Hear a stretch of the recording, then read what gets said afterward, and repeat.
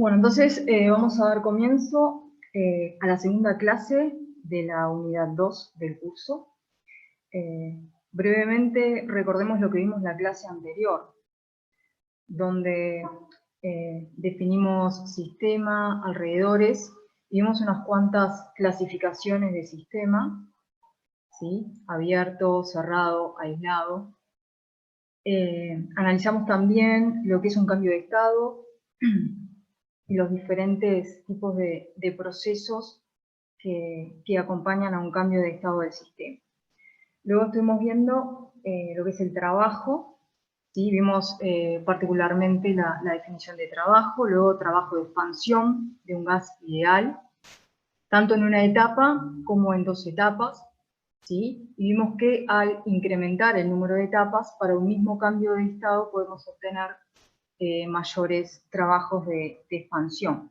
Y finalmente terminamos la clase con lo que es el trabajo de expansión reversible, que sería el máximo trabajo que se puede obtener.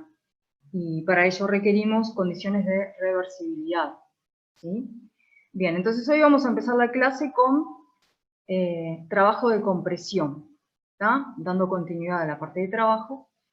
Y vamos a ver, en primera instancia, trabajo de compresión en una única etapa, donde la temperatura exterior es constante, ¿sí? Bien, entonces, lo que vamos a tener en primera instancia es un recipiente, ¿sí? Donde tengo contenido un gas que se encuentra en su estado inicial a una presión P1 y un volumen V1, ¿sí? Y la presión opuesta que soporta el gas, ¿sí? Es realizada mediante esta masa M. Recuerdan que el valor de esa presión opuesta es la fuerza que ejerce la masa M sobre ese pistón sin peso en el rozamiento, que recuerdan que tenía un área A, era igual a mg, donde g es la aceleración de la gravedad, dividido el área de la sección del pistón. ¿Tá? Entonces, toda la presión que recibe, la presión opuesta que recibe el gas, ¿sí? Está dada únicamente por la masa M, porque encima de la masa M hay vacío, ¿sí? Entonces, si nosotros hacemos una compresión en una única etapa, la presión opuesta va a tener que ser superior a la presión del gas para que efectivamente ocurra una compresión, y entonces la presión del gas aumenta y el volumen que ocupa disminuye. Entonces, por lo tanto, en este cambio de estado, ¿sí? Pasamos a una presión P2 que va a ser mayor a P1 y un volumen V2 que va a ser menor a V1. Entonces, para que esto tenga lugar, esa presión opuesta tiene que ser mayor a P1 inicialmente, pero también mayor o igual a P2, de forma de que durante todo el transcurso la presión opuesta sea mayor a la presión dentro del sistema, es decir, a la presión del gas. ¿No? Entonces, en este caso lo que vamos a tener es un cambio de altura en la masa M, H'. Digamos que el tratamiento es muy similar a lo que vimos en la clase pasada para la expansión en una única etapa, simplemente que acá tenemos que tener en cuenta justamente el valor de esa presión opuesta que tiene ciertas restricciones. Bien.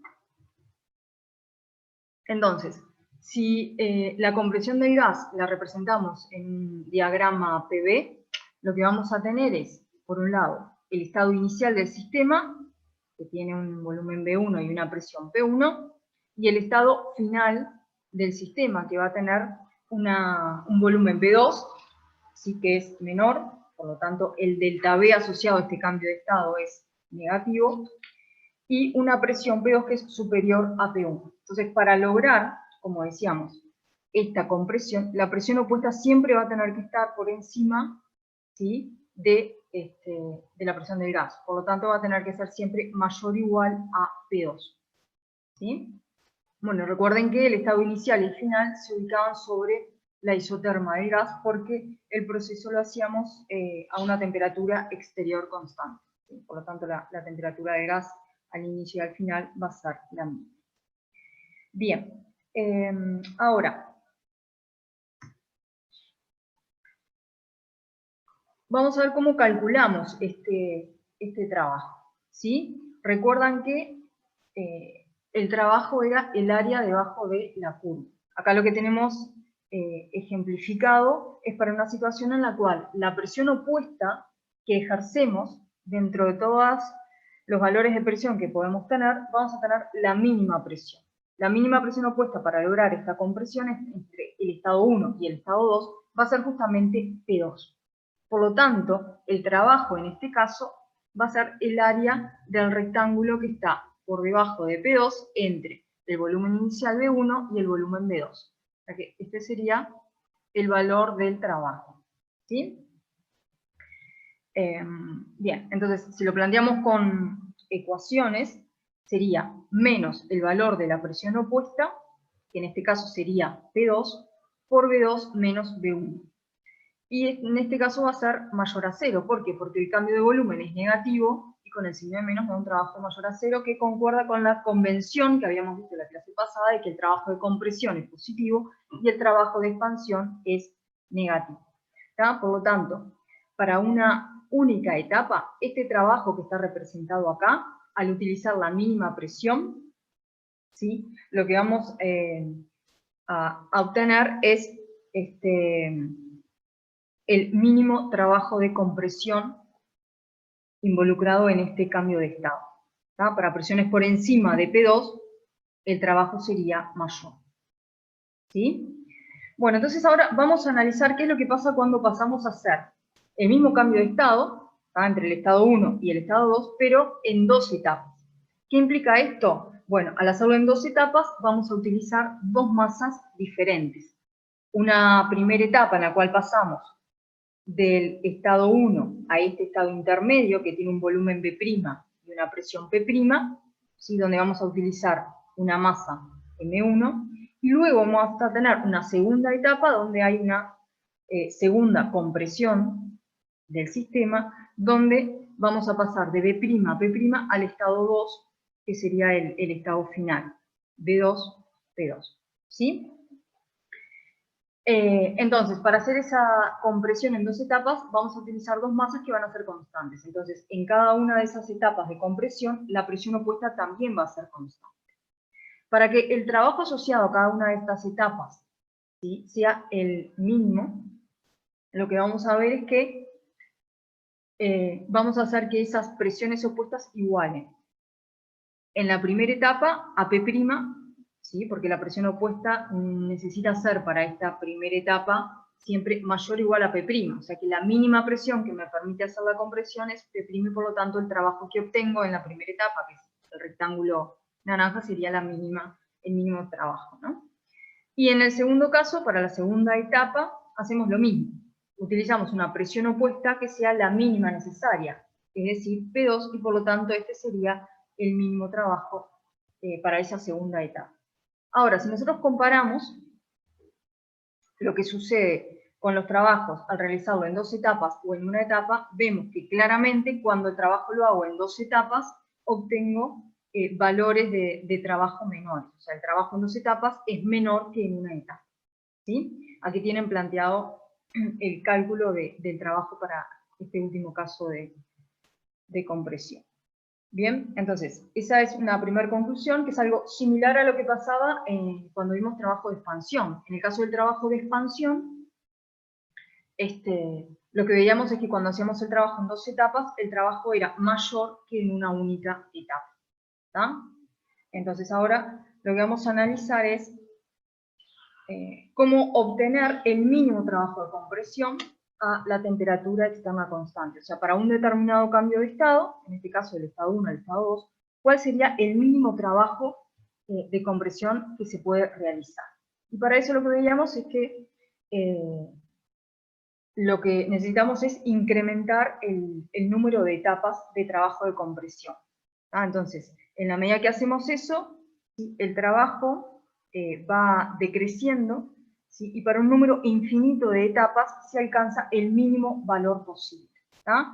Entonces, para hacer un número infinito de etapas, lo que hacemos es plantear una situación en la cual se puedan hacer infinitas etapas de compresión, de modo que en cada una de esas etapas, la presión opuesta que se ejerce sobre el sistema es la presión del gas más un diferencial P, que es una pequeña cantidad infinitesimal. Es decir, que durante ese proceso de compresión, la presión opuesta y la presión del gas van a ser prácticamente iguales, ¿sí? De la misma forma, como la temperatura externa es constante, durante ese proceso también la temperatura externa y la temperatura del gas van a ser prácticamente iguales. Este tipo de procesos, ¿sí?, que ocurren en infinitas etapas, donde de alguna manera el sistema se encuentra en todo momento en un estado muy próximo al del equilibrio mecánico y al del equilibrio térmico, lo denominamos reversible, ¿sí? Y veíamos que para este tipo de procesos el trabajo, ¿sí?, que se calcula como el área debajo de la curva, coincide con la integral de la presión por diferencial volumen entre el volumen inicial y el volumen final. Obviamente con el signo de menos por el tema de la convención. Y en este caso, como el diferencial volumen es menor a 0, nos va a quedar que el trabajo es mayor a 0. Bien.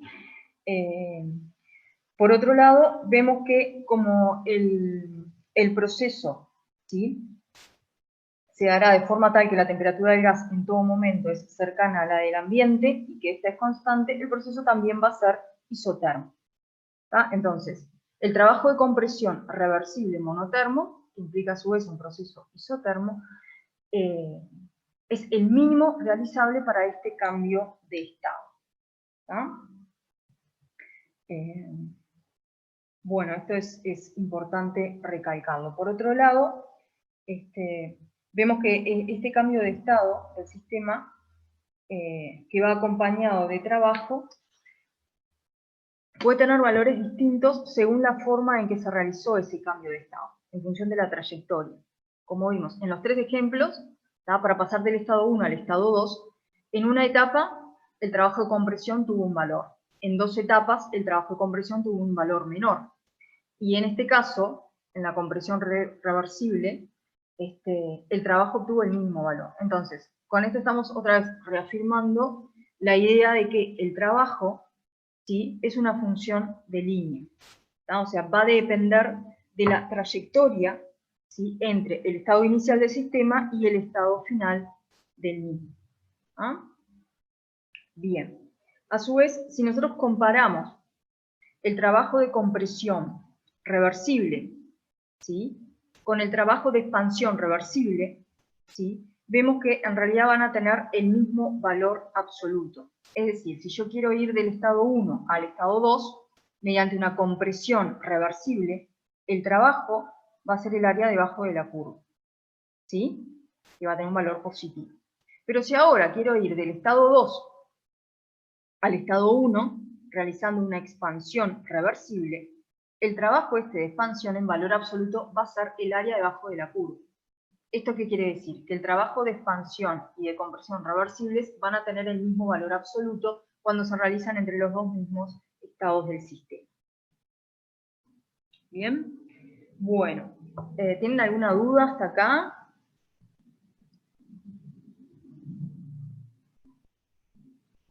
Bueno, entonces continuamos. Lo que vamos a hacer ahora es ver algunos ejemplos, ¿sí?, de procesos donde tienen lugar trabajos reversibles. Entonces, para estos tres casos, lo que vamos a analizar es cuáles son los parámetros variables, o sea, las propiedades del sistema que varían durante el proceso, y vamos a analizar un poquito cómo podríamos llevarlo a cabo. Entonces, en el primer caso, sí, lo que vamos a tener es un cambio de estado desde el estado inicial al estado final, donde lo que vemos es que la presión externa, o sea, la presión opuesta al sistema, es constante. ¿Tá? Como a su vez nos están diciendo que el proceso es reversible, podemos asumir que la presión opuesta en todo momento es igual a la presión del gas. ¿Tá? Y a su vez, como la presión externa es constante, ¿qué más podemos decir? Bueno, sobre el proceso, que es un proceso isóbaro, ¿sí?, que se realiza a presión constante. Bien, y en este caso el trabajo asociado a este cambio de estado, ese trabajo reversible, va a ser el área bajo la curva, es decir, el área de este rectángulo que está acá comprendido entre la presión opuesta y el cambio de volumen asociado. Entonces, en este caso, Lo que varía es el volumen, la presión no.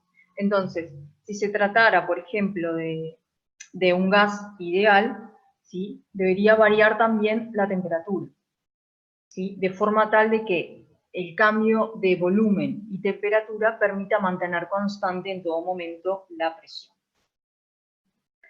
Bien. A su vez, si el proceso es reversible, ese cambio de temperatura dentro del sistema va a tener que coincidir con el cambio de temperatura que ocurre en los alrededores, digamos, en el ambiente que está en contacto con el sistema. Bueno, en el segundo caso, ¿sí?, otra vez representado en un diagrama PV, vamos a tener este como el estado inicial, el proceso sería la línea naranja, que he identificado con la línea naranja, y el estado final.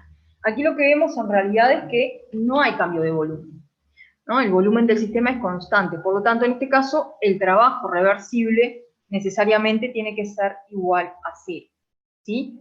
Entonces, si el volumen no cambia, en este proceso reversible, lo que sí va a cambiar es la presión y la temperatura del sistema, ¿tá? Entonces, tanto la presión como la temperatura van a ir variando de manera que sean en todo momento prácticamente iguales a la del ambiente, ¿tá?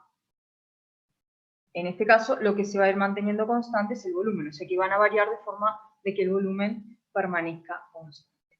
Y luego tenemos en el último caso una curva verde, digamos, que indica el proceso, el cambio de estado desde el estado inicial al estado final, que en realidad nos permite ver que tanto la presión como el volumen sí van a cambiar. Y en este caso también cambiará la temperatura, ¿tá? El proceso es reversible, por lo que en todo momento la presión y la temperatura del sistema tienen que ser muy cercanas a las del ambiente. ¿Sí? Entonces, para hacer todos estos procesos donde cambia la temperatura o cambia la presión de forma reversible, lo que necesitamos es variarlas en forma muy, muy lenta, ¿sí? De forma tal de que en todo momento la presión y la temperatura externas sean prácticamente iguales a las del sistema. Esto se podría lograr, por ejemplo, en el caso de la temperatura, con un termostato donde vamos regulando un aumento lento de la temperatura, ¿no? Bien, recuerden que estos procesos reversibles, o sea, el trabajo reversible es de alguna manera una situación límite en la cual estamos asumiendo que el sistema está prácticamente en todo momento muy próximo a la situación de equilibrio, aunque no lo está porque si no, no podría tener lugar. Bueno, vamos a ver ahora el trabajo en un ciclo, ¿sí? O sea que si estamos hablando del trabajo asociado a un ciclo, estamos hablando de que el estado inicial y el estado final del sistema son iguales, ¿tá? Si bien hay un proceso asociado que me lleva del estado inicial a volver al mismo estado inicial, ¿sí? Bueno, va a haber determinado valor de trabajo. Entonces, vamos a asumir en primera instancia que este trabajo del ciclo se da en dos etapas monotérmicas, o sea, temperatura exterior constante. Si asumimos que el sistema es un gas ideal, entonces vamos a tener una primera etapa de expansión, ¿sí?, y una segunda etapa de compresión. O sea que en la primera etapa el sistema va del estado inicial a un estado intermedio mediante una expansión, y luego en la segunda etapa el sistema que se expandió vuelve al estado inicial mediante una compresión. Entonces, el trabajo total asociado a este ciclo va a ser el trabajo involucrado en la etapa de expansión más el trabajo involucrado en la etapa de compresión. ¿Sí? Bien. Ahora, ¿qué pasa? Si este proceso se da en forma no reversible, ¿sí?, tanto la expansión como la compresión, entonces cada una de esas etapas va a tener asociado un trabajo y el trabajo del ciclo va a ser mayor a cero. Vamos a verlo ahora en la transparencia siguiente. Ahora, si el proceso, ¿sí?, digamos, el proceso cíclico en estas dos etapas se da de forma reversible, por lo que vimos hace poquito, cuando hago un cambio de estado, del estado inicial hasta el estado intermedio, ¿sí?, de expansión, y luego una compresión, y los dos son reversibles, por lo que vimos, los trabajos coinciden. El trabajo de expansión reversible va a coincidir con el trabajo de compresión reversible, ¿sí? Entonces, en ese caso, el trabajo del ciclo es cero. ¿Por qué? Porque en valor absoluto, estos dos trabajos son iguales, pero cuando hago la suma de ambos, como el trabajo de expansión es negativo y el de compresión es positivo, me va a dar que el trabajo en el ciclo va a ser cero. ¿Ah? Entonces, en un proceso cíclico, el trabajo va a ser cero únicamente si el proceso es reversible. Si el proceso no es reversible, entonces el trabajo en el ciclo no va a ser cero, y es lo que les decía que vamos a ver en este esquema. ¿Sí? Esta imagen ustedes no la tienen en el material, la incorporé para poder ver gráficamente qué es lo que pasa y analizar la situación. Entonces, vamos a tener, por un lado, una primera etapa de expansión no reversible. O sea que aquí lo que está mostrado en realidad es utilizando la presión P2, que es la presión final. Entonces aquí este sería el mayor trabajo de expansión que se puede obtener en una única etapa. ¿Tá? Entonces, vamos desde el estado 1, que sería el estado inicial, ¿sí? Hasta el estado 2, que sería el estado intermedio, ¿sí? Entonces, en este caso, este sería el trabajo de expansión que obtenemos, ¿sí?, que tiene un valor negativo. Ahora, lo que hacemos en la segunda etapa es volver del estado 2 al estado 1, que lo vamos a mostrar en este otro esquema. Entonces, para hacer eso, vamos a hacer una compresión con la mínima presión posible, que en este caso sería P1, que es la presión del estado final para esta etapa, y por lo tanto el trabajo de compresión que tiene valor positivo sería el área encerrada en este rectángulo. Entonces, lo que vemos es que ese mínimo trabajo de compresión es mayor al máximo trabajo de expansión. Por lo tanto, si el proceso cíclico es no reversible, necesariamente el trabajo asociado al ciclo va a ser mayor a cero. ¿Ah? La idea es verlo aquí gráficamente. Entonces, esas dos conclusiones a las que llegamos son importantes. Sí, dime. ¿El trabajo de compresión sería todo lo rojo? No. Lo naranja, sí. Todo lo que está marcado. El área de este rectángulo naranja, sí. Porque sería la presión opuesta que aplicás, que es constante, que vale P1, por el cambio de volumen, que es B2 menos B1.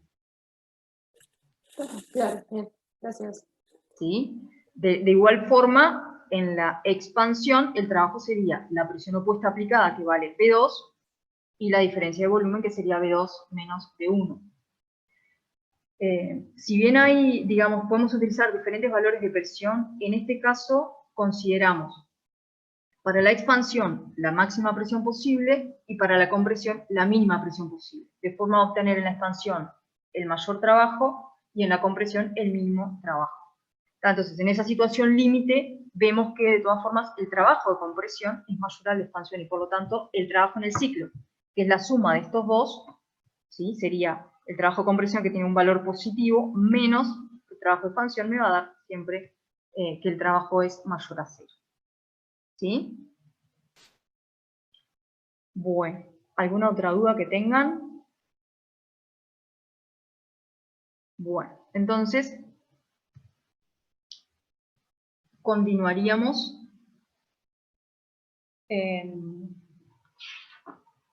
Vamos a ver algunos detalles matemáticos de alguna manera.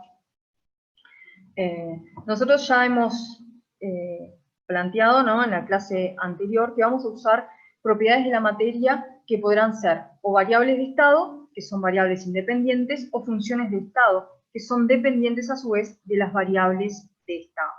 Entonces, vamos a ver ahora algo que ustedes probablemente ya lo hayan visto en matemática, pero bueno, lo vamos a repasar porque de alguna forma nos va a ser útil en el tratamiento matemático que vamos a hacer a lo largo del curso en la parte de termodinámica. En términos matemáticos, para las funciones de estado que usaremos, puede plantearse su variación en función de la variación de las variables independientes, recurriendo a expresiones diferenciales. ¿Tá? Entonces, lo que vamos a ver es que una función de estado es una función diferenciable.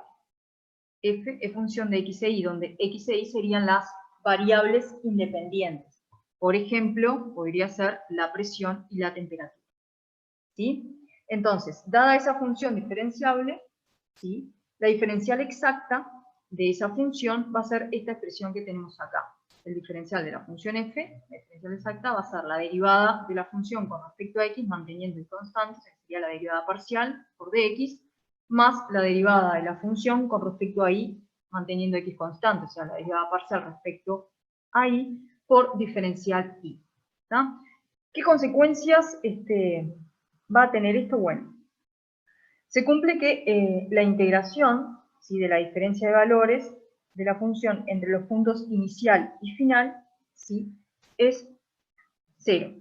¿Tá? O sea, vamos a suponer que nosotros tenemos un cambio de estado, ¿sí?, entre A y B.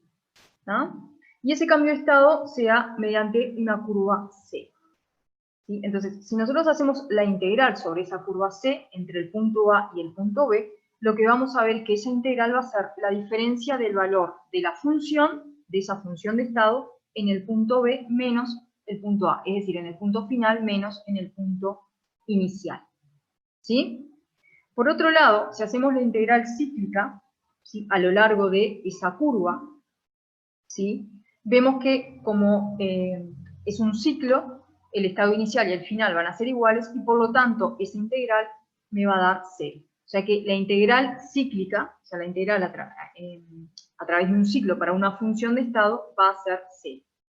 ¿Tá? Y bueno, eso lo vamos a poder aplicar a las funciones de estado que vamos a ver ya la clase que viene. Vamos a comenzar con la energía interna y vamos a ver también la función entalpía, por ejemplo. ¿Tá? Entonces, esto es simplemente un repaso y cosas que vamos a tener que tener en cuenta. Y por otro lado, vamos a tener también funciones de línea, ¿tá?, como vimos recientemente, que sería el caso del trabajo. El trabajo asociado a un cambio de estado va a depender de la trayectoria, o sea, del camino que recorra el sistema. ¿Sí? Entonces, a ese tipo de funciones le llamamos funciones de línea. Entonces, en este caso, para las funciones de línea, lo que va a haber es una diferencial inexacta.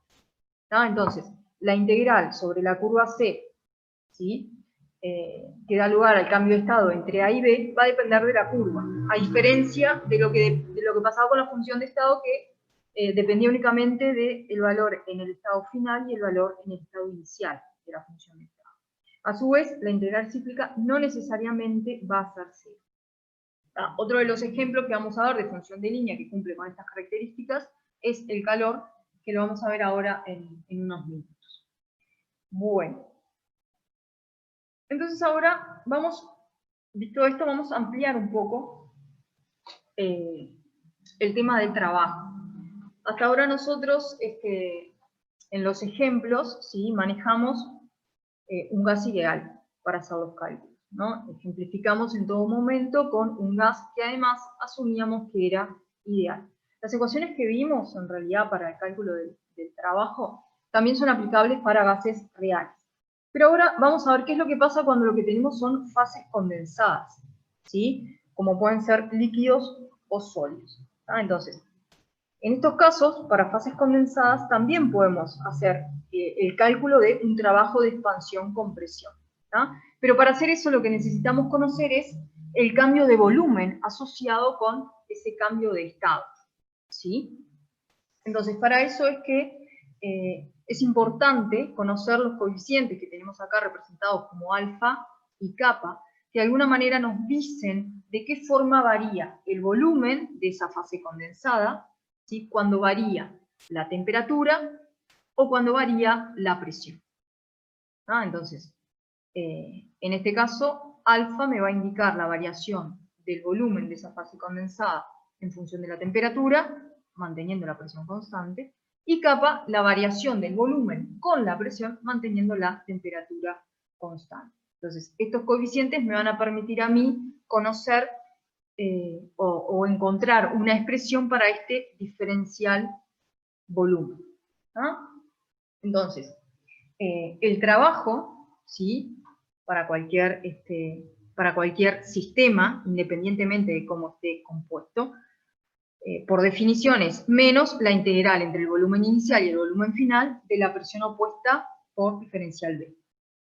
¿No? Esa presión opuesta es la presión opuesta al sistema. En el caso, ¿sí?, de fases condensadas, entonces el diferencial volumen lo vamos a poder plantear, ¿sí?, como alfa por el volumen por diferencial temperatura menos kappa por el volumen por diferencial presión. ¿De dónde surge esta expresión? Justamente de la definición de alfa, ¿sí?, y de kappa, de los coeficientes. Entonces, en principio, ¿sí?, alfa por el volumen, o sea, pasamos el volumen multiplicando, y diferencial T multiplicando, eso me va a dar la variación, ¿sí?, del volumen con la temperatura. Y a su vez, la variación del volumen con la presión la voy a obtener multiplicando kappa por el volumen y por diferencial presión. Entonces, ¿qué es lo que vamos a hacer? Si nosotros queremos calcular un trabajo de expansión-compresión para un sistema que contiene fases condensadas, ¿sí?, lo que vamos a hacer es sustituir el diferencial volumen por esta expresión que tenemos acá. ¿Sí? Pero a su vez, si ese trabajo de expansión o compresión es reversible, también para fases condensadas, si es reversible, lo que se tiene que cumplir es que la presión opuesta al sistema tiene que ser prácticamente igual a la presión del sistema durante el proceso de compresión-expansión, y a su vez la temperatura externa tiene que ser igual a la temperatura del sistema durante el proceso. ¿Está? Entonces, en ese caso, lo que vamos a plantear es que el trabajo va a ser menos la integral de la presión del sistema por diferencial volumen. O sea, vamos a sustituir la presión opuesta directamente por la presión del sistema. Y luego sustituimos el diferencial volumen por la expresión esta que encontramos aquí, y me queda una expresión de este tipo, donde hay dos integrales. Una en función de la temperatura, entre la temperatura inicial y la final, y una en función de la presión, entre la presión inicial y la presión final del sistema. O sea que de alguna manera estamos ampliando lo que vimos para un gas ideal, que también es aplicable para gases reales, para fases condensadas. ¿Sí? De todas formas, en el caso de fases condensadas, ¿sí?, muchas veces durante un cambio de estado el cambio de volumen, ¿sí?, es, digamos, es bastante bajo. Entonces, en algunos casos, el trabajo de expansión-compresión lo vamos a despreciar. No sucede así con los gases, donde en general los cambios de volumen son bastante significativos. Bueno, ¿dudas? Bueno, seguimos entonces. Vamos a recalcar esto que estábamos diciendo recién. O sea, para un proceso de expansión-compresión, donde esté involucrado un gas, un líquido o un sólido, eso es aplicable en general, la ecuación que es válida, la ecuación básica de definición de trabajo, es menos la integral entre volumen inicial y volumen final de la presión opuesta por dB. ¿Sí? Ahora, si el proceso es reversible, ¿sí?, lo que vamos a hacer es sustituir la presión opuesta directamente por la presión del sistema. En el caso particular de que ese sistema sea un gas ideal, como vimos en la clase pasada, esta presión la vamos a sustituir o la vamos a expresar en función de la ecuación del gas ideal. Bien, entonces esto es importante que lo tengan presente, de cómo definir el trabajo. Y bueno, estas cosas se van a poder ir aproximando, simplificando en función de la situación particular que estén estudiando, ¿no? O sea, del sistema y del cambio de estado involucrado. Bueno, hasta ahora vimos trabajos de expansión-compresión. De todas formas, sí, hay otros tipos de trabajo en los cuales no vamos a profundizar, pero que es necesario analizar, que vamos a llamar trabajos no PV, o sea, trabajos que no son de expansión-compresión, y ahí vamos a tener, por ejemplo, lo que es el trabajo eléctrico, ¿tá?, que es debido a la corriente eléctrica y al uso de pilas. Vamos a poder tener también trabajo producido por campos magnéticos y trabajo debido a la tensión superficial. ¿Tá? tanto la parte de trabajo eléctrico, en realidad, sí lo vamos a analizar hacia el final de este curso, en la unidad 7, que es la parte de termodinámica electroquímica, y la parte de tensión superficial también la van a ver, pero en el próximo curso, en Físico-Química 103. Bueno. Vamos a empezar ahora con calor. ¿Sí? Vamos a tratar de completar este tema en lo que queda de la clase. ¿Sí?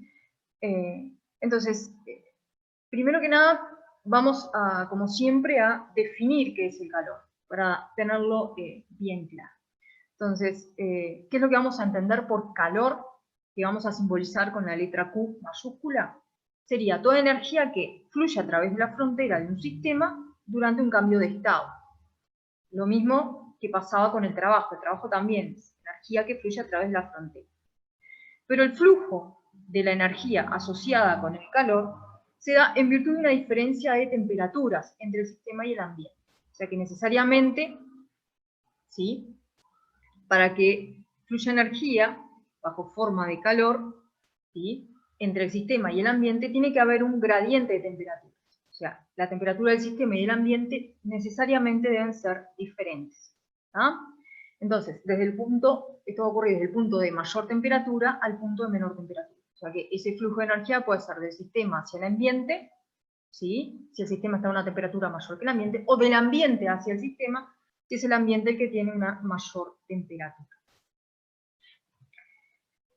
Bien, ¿cómo vamos a cuantificar el valor del calor, o sea, de ese flujo de energía? Bueno, lo vamos a cuantificar, por ejemplo, en calorías.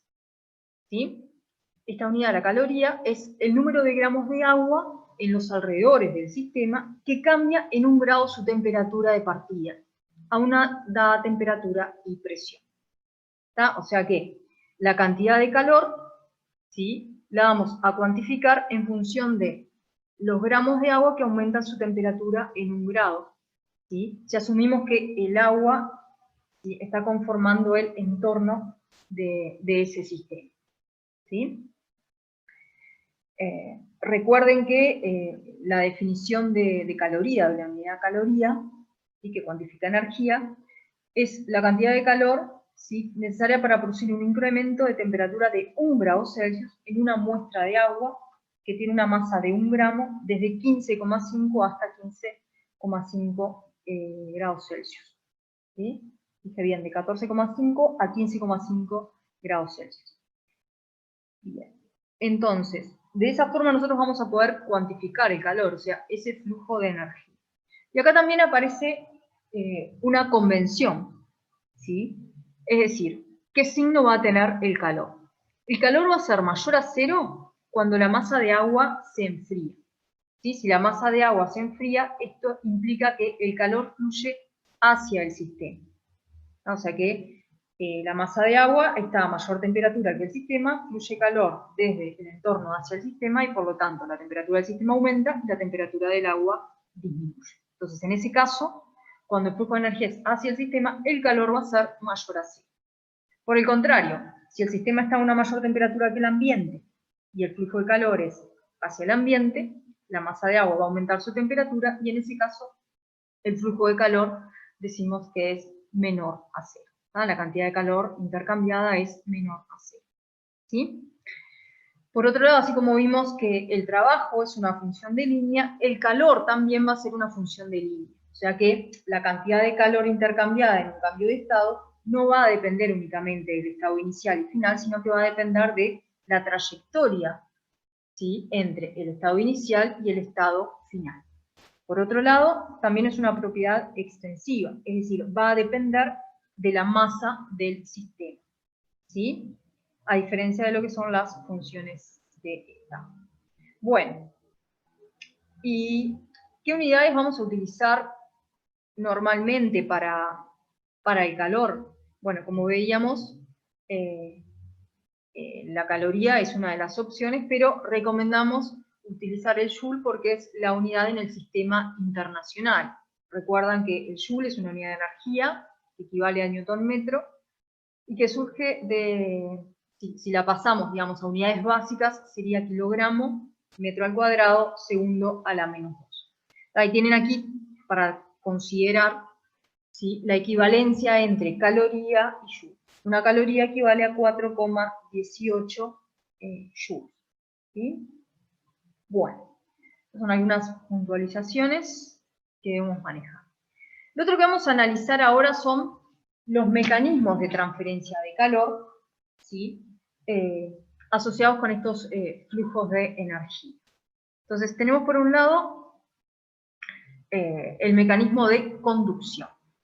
¿Qué implica el mecanismo de conducción? Bueno, es la transferencia de calor de una parte a otra de un cuerpo, ¿sí?, sin desplazamiento apreciable de sus partículas constituyentes. O sea que no hay un desplazamiento, un movimiento apreciable de la materia que constituye ese cuerpo, ¿sí? Entonces, si tenemos aquí un esquema, ¿tá?, donde tenemos el cuerpo, que sería esta especie de este material aquí, que tiene un espesor delta X, ¿tá?, tiene un área A, ¿sí?, donde vamos a tener de un lado una temperatura T2 y del otro lado una temperatura T1, donde la temperatura T2 es mayor a la temperatura T1. ¿Sí? Entonces, como T2 es mayor a T1, el flujo de energía, ¿sí?, o la transferencia de calor va a ser desde T2 hacia T1. ¿Sí? O sea, desde esta zona que está a T2 hacia la zona que está a T1. Y el mecanismo acá involucrado entonces sería la conducción.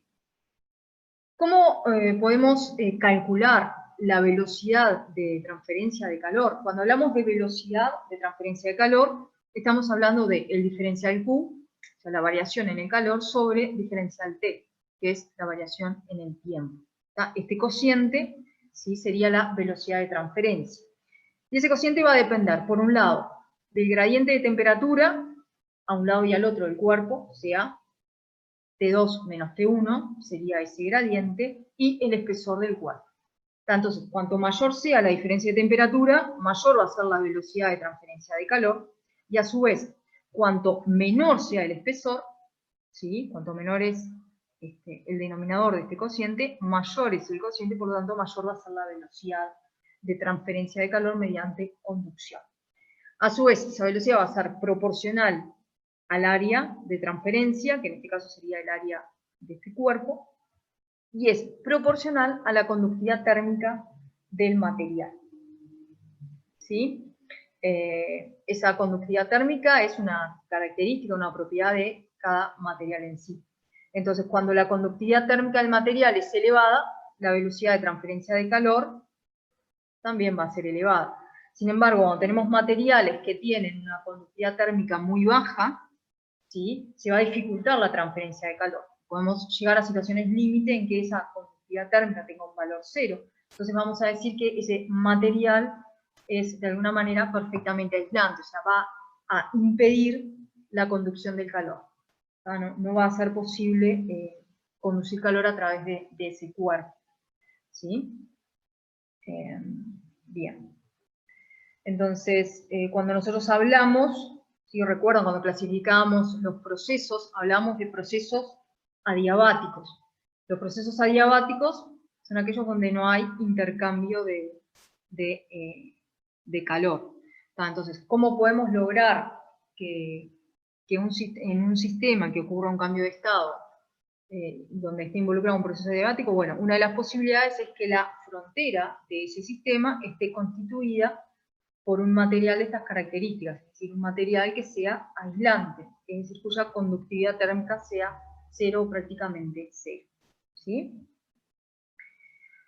Bien, entonces vamos a ver ahora otros mecanismos de transferencia de calor. ¿Tá? Por un lado tenemos el mecanismo de convección, en el cual la transferencia de calor se da de un punto a otro, ¿sí?, dentro de un fluido, por mezcla de una porción de fluido con otra porción del mismo. Es decir, cuando nosotros tenemos, de alguna manera, porciones del fluido que están a diferente temperatura, Si hay una mezcla de estas porciones, eso va a permitir que haya intercambio de calor entre esas porciones de temperatura, de fluido que están a diferente temperatura.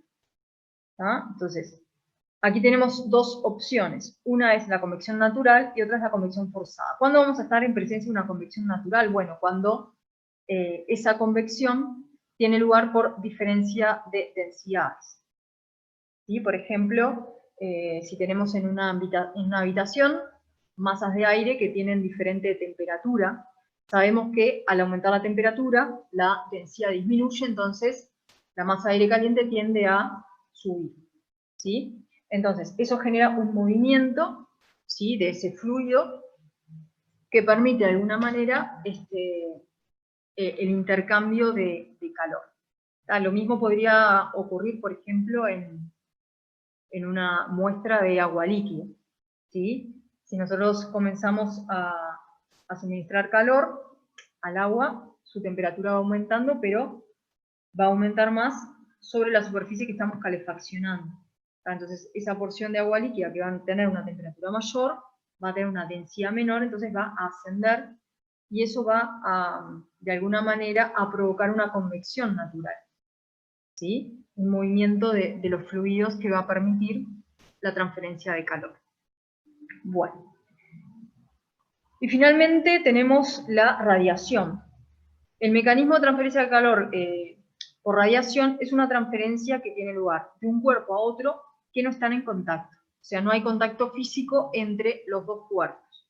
Y esto ocurre mediante radiación electromagnética. Y aquí la velocidad, ¿sí?, de transferencia de calor mediante radiación la podemos expresar mediante esta ecuación, ¿sí?, que involucra las temperaturas absolutas de esos dos cuerpos. Realmente esto excede de alguna manera los objetivos del curso, y bueno, en cursos más específicos, donde se estudian diferentes mecanismos de transferencia de calor y aplicaciones de estos, esto se ve con mayor profundidad, pero bueno, la idea ahora era nada más conocer cuáles son los mecanismos posibles. Bien. Vamos a continuar. Ahora vamos a ver algunos ejemplos de intercambio de calor. Y acá vale la pena, digamos, comentarles que muchas veces el calor se asocia a la temperatura, ¿tá? Y se utilizan, digamos, en forma que no están de acuerdo a sus definiciones, ¿tá? Tenemos que tener muy claro que el calor, ¿sí?, es diferente a la temperatura. O sea, el calor es una forma de transferencia de energía, ¿tá? Y la temperatura es una propiedad del sistema.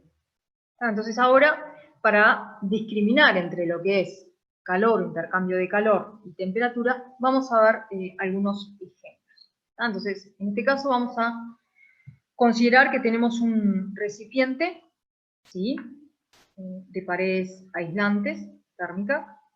Aquí vamos a tener un émbolo que también es aislante y que es de libre movimiento, o sea, no hay allí rozamiento y se puede mover libremente. Fuera del recipiente vamos a tener una presión constante igual a una atmósfera. Esto perfectamente sería el ejemplo de tener este recipiente en el laboratorio.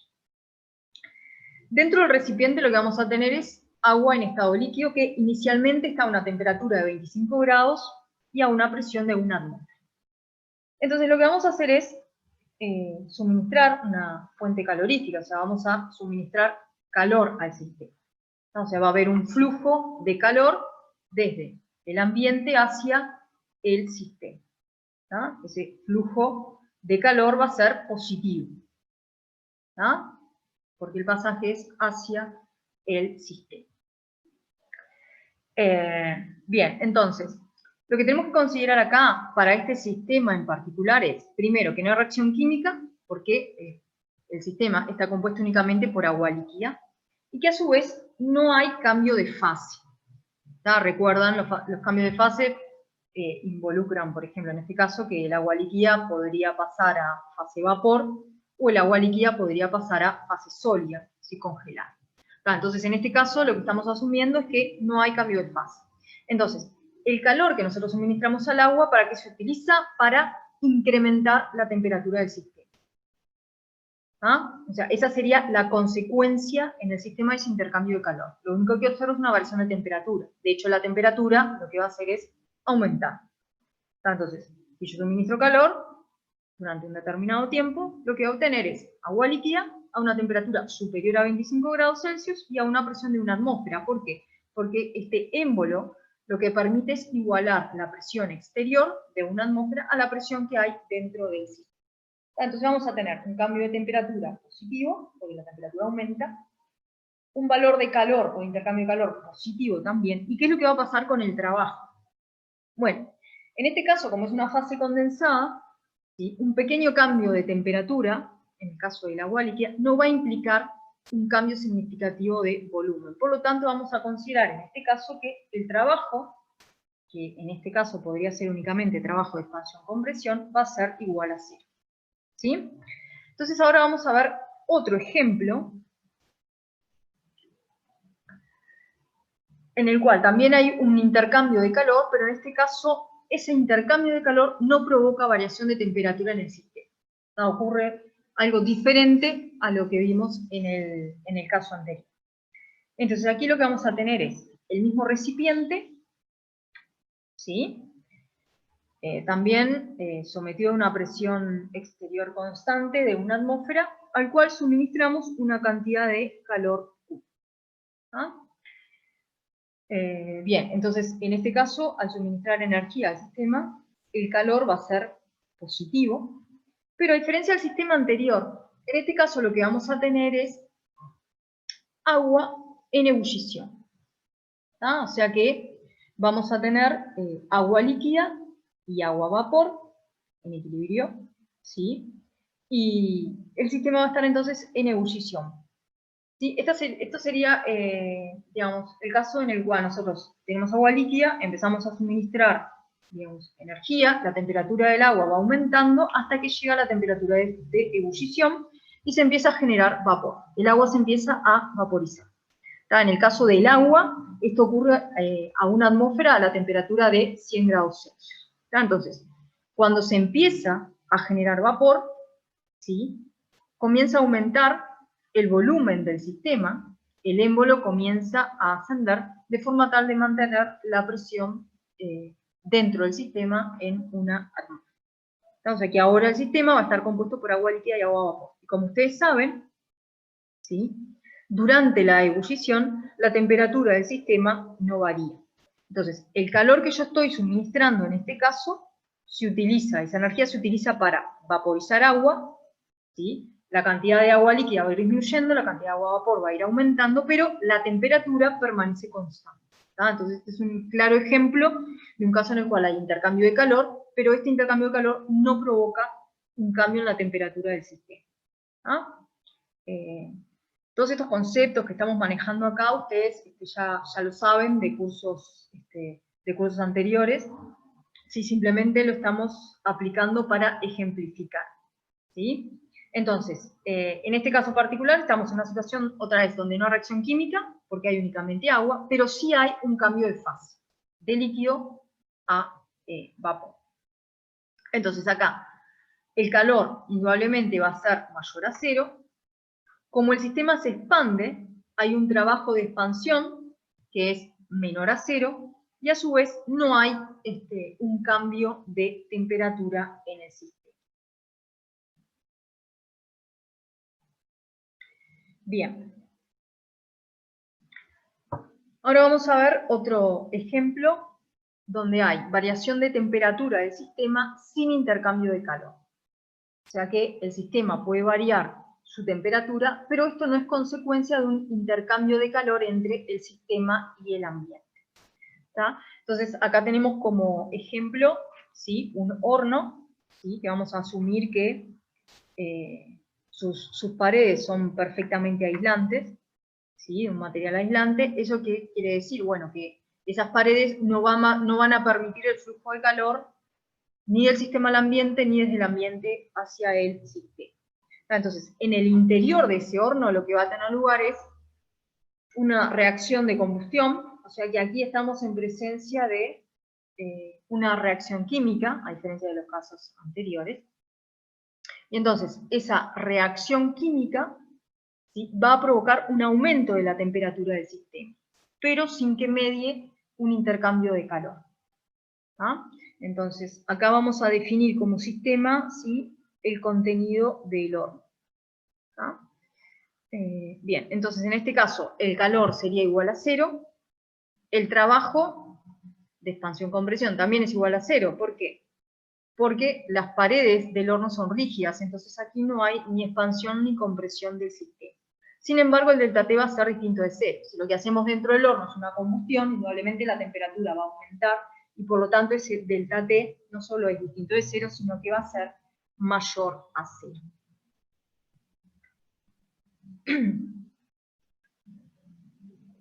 Bueno, y finalmente tenemos otro ejemplo.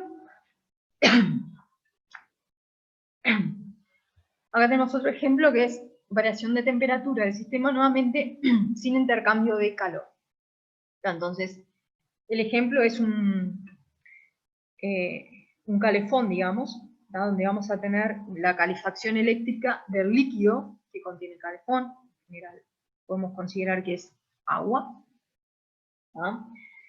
Entonces, el proceso de calentamiento, en este caso, del sistema, o sea, el incremento de la temperatura lograda en el sistema, no es por intercambio de calor, sino que es mediante la realización de un trabajo.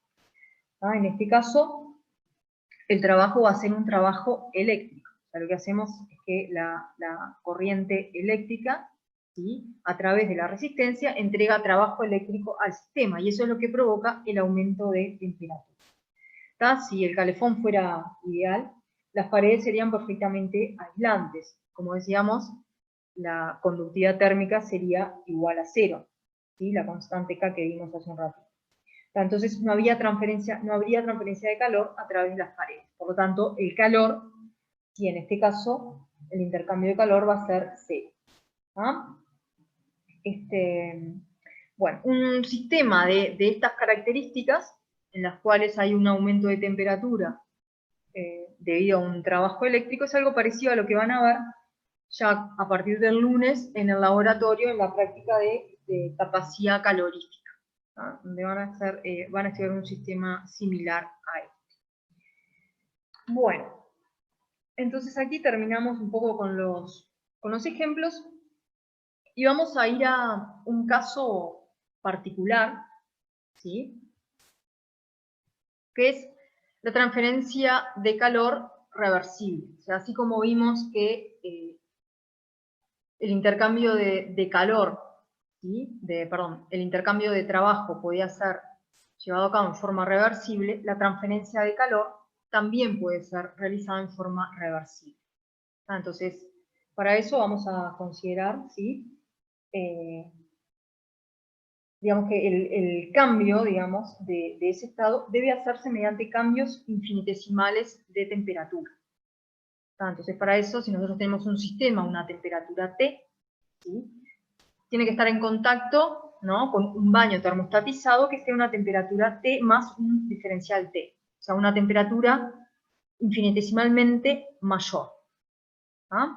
Entonces, en ese caso, sí vamos a tener una transferencia de calor Q entre el ambiente y el sistema.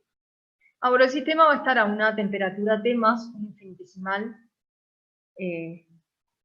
T por encima. Entonces, ahora lo que hacemos es subir la temperatura del termostato hasta una temperatura T más 2 diferenciales T. O sea, vamos aumentando infinitesimalmente la temperatura del termostato de forma tal que logramos, por un lado, una pequeña transferencia de calor en cada una de esas infinitas etapas, ¿sí?, de forma tal de que en todo momento la temperatura dentro del sistema es prácticamente la misma que la del ambiente. ¿Sí? Entonces, este proceso lo continuamos hasta llegar a la temperatura final, hasta el estado final del sistema. Entonces, para lograr esto, al igual que pasaba en el caso del trabajo, para obtener los trabajos máximos o mínimos, recurríamos a procesos reversibles. Vamos a hacer lo mismo con el calor. Para que esa transferencia de calor sea reversible, voy a necesitar infinitas etapas. ¿Ah?